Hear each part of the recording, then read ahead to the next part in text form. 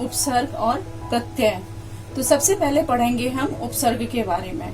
उपसर्ग बना है दो शब्दों से मिलकर के, जैसे उप और सर्ग। तो अब इनके हम अलग अलग अर्थ समझेंगे। जैसे उप का अर्थ है पास और सर्ग का अर्थ है सृष्टि। अब इनका अर्थ हो, दोनों का उपसर्ग मिला के इसका नया अर्थ हो गया निर्माण करना। निर्माण करना मतलब किसी चीज को बनाना।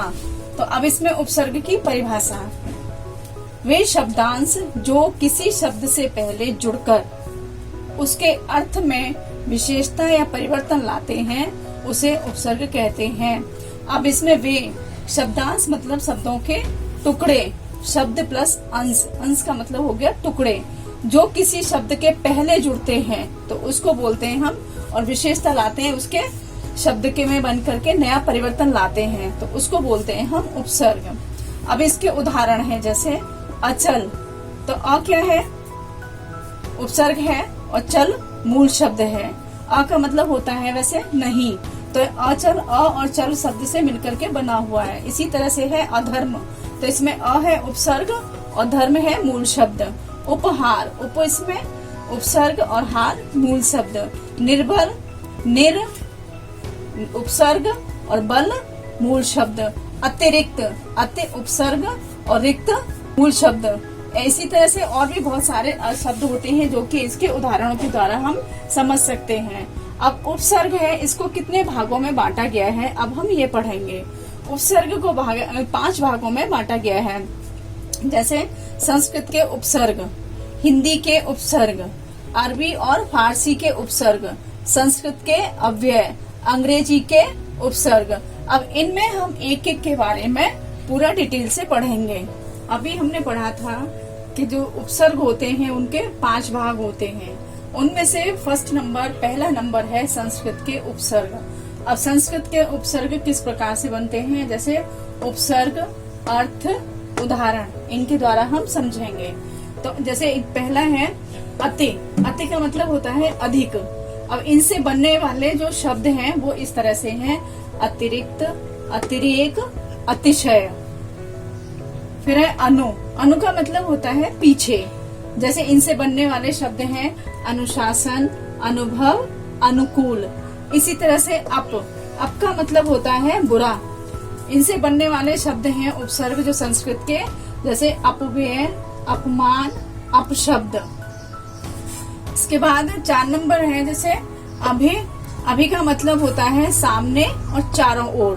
तो इसके बनने वाले जो उपसर्ग प्रत्यय हैं अभिमान, अभिशाप और अभिप्राय।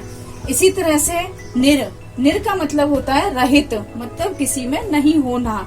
तो जैसे निर्बल, निर्मल, निर्दोष।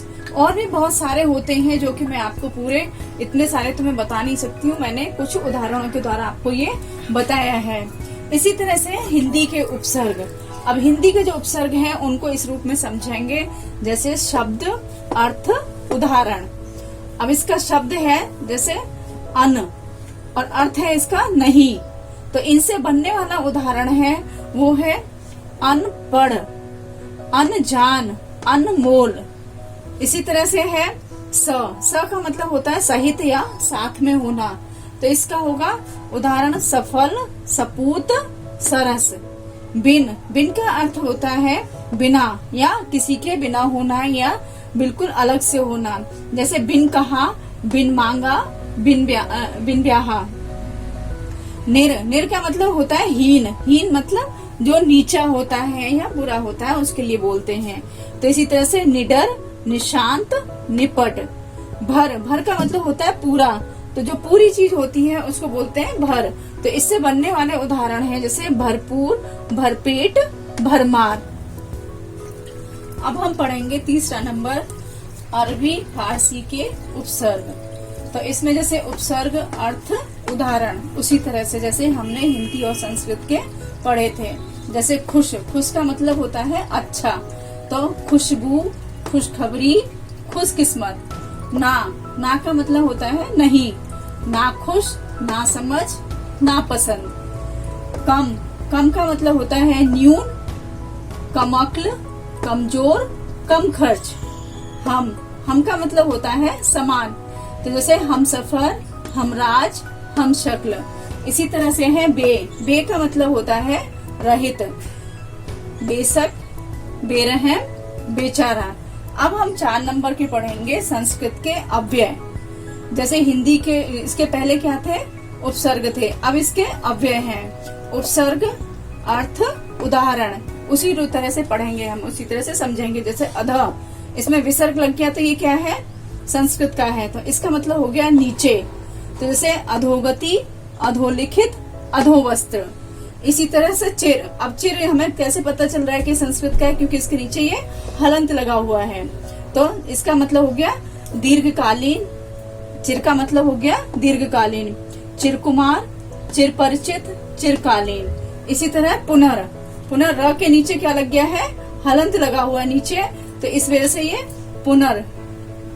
इसका मतलब होता है दोबारा। जैसे अपन लिखते हैं पुनरागमन, मतलब दोबारा से आना, पुनरावृत्ति, दोहरान करना, पुनर्विवाह, दोबारा से विवाह करना, इस तरह से। इसी तरह से सत, सत के नीचे हलंत लग गया, संस्कृत का है ये शब्द, तो इसका हो गया सच्चा। जैसे सतगुण, सत्कर्म, सत्कार। इसी तरह है सम, सम का मतलब होता है समान।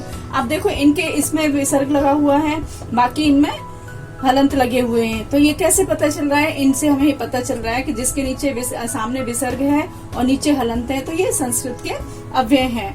तो सम का है समान, समकालीन, समकोण, समतल।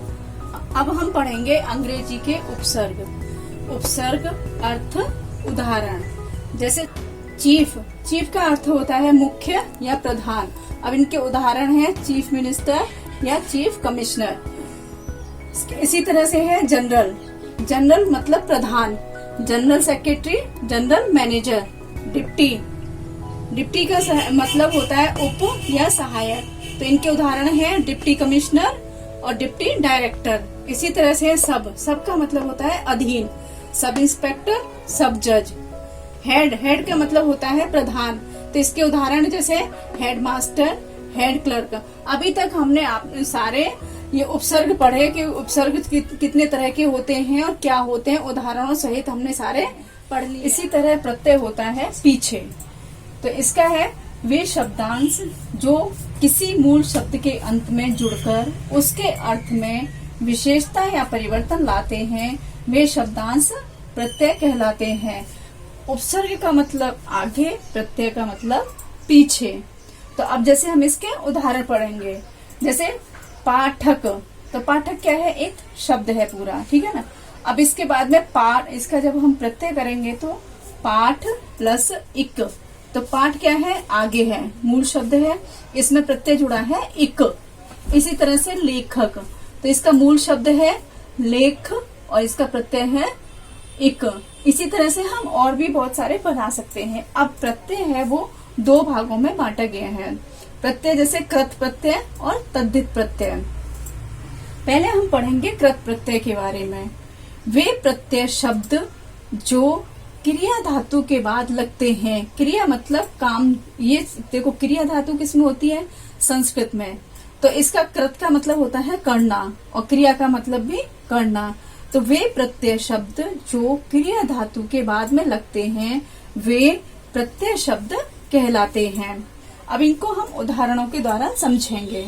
जैसे आई, आई क्या है, प्रत्यय शब्द हैं ये सारे, लेकिन इनको हमने समझाने के, जैसे इसे आई प्रत्यय है, इससे हम बहुत सारे और भी शब्द बना सकते हैं। जैसे लिखाई, लिख प्लस आई तो लिखाई, पढ़ प्लस आई पढ़ाई, चढ़ प्लस आई चढ़ाई। इसी तरह अनीय, पठ प्लस अनीय तो पठनीय, कथन प्लस अनीय तो कथनीय। इसी तरह से निंद प्लस अनीय निंदनीय। अन, चिंतन, मनन, मिलन। इसी तरह से है आवट, लिखावट, सजावट, मिलावट। आन, अब है ये आन प्रत्यय, जैसे उड़ान, उड़ प्लस आन उड़ान, मिल प्लस आन मिलान, लग प्लस आन लगान। इसी तरह से है ई प्रत्यय, तो ई का है जैसे नकल, ल पे बड़ी की मात्रा ई लगा दिया तो ये हो गया नकली। हंस, हंस का हंसी, बोल का बोली। तो इनमें क्या है, इनके सबके पीछे किसमें लग रहे हैं, ये देखो सब में पढ़ाई लिखाई, निंदनीय, मिलन, मिलावट, आवट, लगान, आन, बोली, ई, इनमें सब क्या है, पीछे लग रहे हैं। मूल जो शब्द हैं उनके पीछे लग रहे हैं प्रत्यय, तो ये प्रत्यय हो गए। इसी तरह से इयल, इयल, अड़ियल, सड़ियल, आऊ, बिकाऊ, आऊ, बिकाऊ, टिकाऊ, वाला, रखवाला, पढ़ने वाला, आड़ी, जैसे खिलाड़ी, अनाड़ी, ये सभी क्या है, प्रत्यय हैं। इसी तरह से हम और भी अनेक तरह के प्रत्यय जो होते हैं उनमें से हम बना सकते हैं। और प्रत्यय, ये याद रखने योग्य बातें हैं कि प्रत्यय हमेशा मूल शब्द के पीछे जुड़ करके उसके अर्थ में नया परिवर्तन या विशेषता ला देते हैं। प्रत्यय के दूसरे रूप के बारे में, तद्धित प्रत्यय। तद्धित प्रत्यय वो होते हैं जो प्रत्यय धातु को छोड़कर अन्य संज्ञा, विशेषण, सर्वनाम और अव्ययों आदि के बाद में लगकर नए शब्द बनाते हैं, वे तद्धित प्रत्यय कहलाते हैं। मतलब ये धातु को छोड़ करके संज्ञा, सर्वनाम और विशेषण या अव्यय शब्द होते हैं, उनके साथ में लगकर के बाद में नए शब्दों का निर्माण करते हैं। तो जैसे इनको हम उदाहरणों के द्वारा समझेंगे। प्रत्यय उदाहरण, ठीक है ना। अब ये जैसे इक, सामाजिक, ऐतिहासिक, आर्थिक। अब इसमें मेन शब्द मूल क्या है, शब्द है इसमें समाज प्लस इक, सामाजिक। ऐतिहासिक में इतिहास प्लस इक, ऐतिहासिक।